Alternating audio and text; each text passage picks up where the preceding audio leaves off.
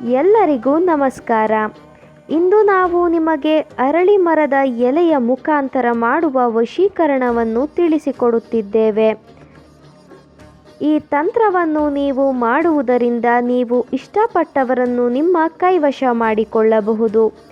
ಈ ತಂತ್ರ ಮಾಡುವುದು ಹೇಗೆ ಎಂದು ತಿಳಿದುಕೊಳ್ಳುವ ಮೊದಲು ತಪ್ಪದೆ ನಮ್ಮ ವಿಡಿಯೋವನ್ನು ಲೈಕ್ ಮಾಡಿ.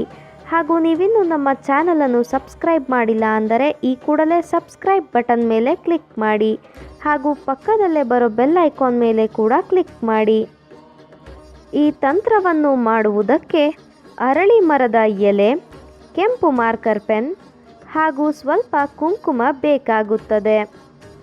ಇದೊಂದು ಬಹಳ ಶಕ್ತಿಶಾಲಿ ವಶೀಕರಣ ತಂತ್ರವಾಗಿದೆ. ದಯವಿಟ್ಟು ಈ ತಂತ್ರವನ್ನು ಕೆಟ್ಟದ್ದಕ್ಕೆ ಬಳಸಬೇಡಿ, ಒಳ್ಳೆಯದಕ್ಕೆ ಬಳಸಿ. ಈ ತಂತ್ರವನ್ನು ಮಾಡುವಲ್ಲಿ ನಿಮಗೆ ಏನಾದರೂ ಡೌಟ್ಸ್ಗಳಿದ್ದರೆ ತಪ್ಪದೇ ಸ್ಕ್ರೀನ್ ಮೇಲೆ ಕಾಣುತ್ತಿರುವ ನಮ್ಮ ಗುರೂಜಿ ನಂಬರ್ಗೆ ಕರೆ ಮಾಡಿ. ನಿಮ್ಮ ಎಲ್ಲ ಡೌಟ್ಸ್ಗಳನ್ನು ನಮ್ಮ ಗುರೂಜಿ ಕ್ಲಿಯರ್ ಮಾಡಿ ಕೊಡುತ್ತಾರೆ.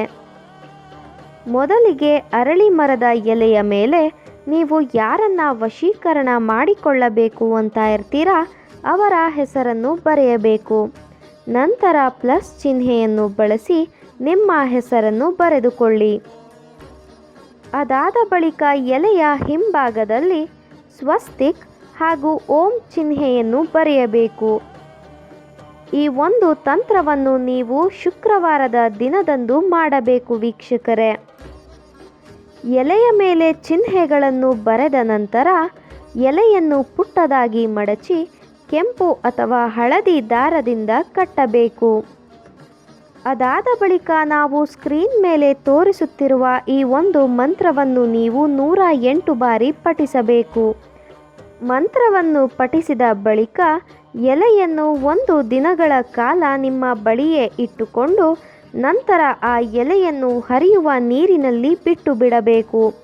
ಈ ರೀತಿಯಾಗಿ ನೀವು ಮಾಡುವುದರಿಂದ ನೀವು ಇಷ್ಟಪಟ್ಟವರು ಕೇವಲ 2 ದಿನಗಳ ಒಳಗಾಗಿ ನಿಮ್ಮ ವಶವಾಗಿರುತ್ತಾರೆ. ಈ ವಿಡಿಯೋ ನಿಮಗೆ ಇಷ್ಟ ಆದಲ್ಲಿ ವಿಡಿಯೋವನ್ನು ಲೈಕ್ ಮಾಡಿ, ಶೇರ್ ಮಾಡಿ ಹಾಗೂ ಸಬ್ಸ್ಕ್ರೈಬ್ ಮಾಡಿ. ವಿಡಿಯೋ ನೋಡಿದ ಎಲ್ಲರಿಗೂ ಕೂಡ ಧನ್ಯವಾದಗಳು.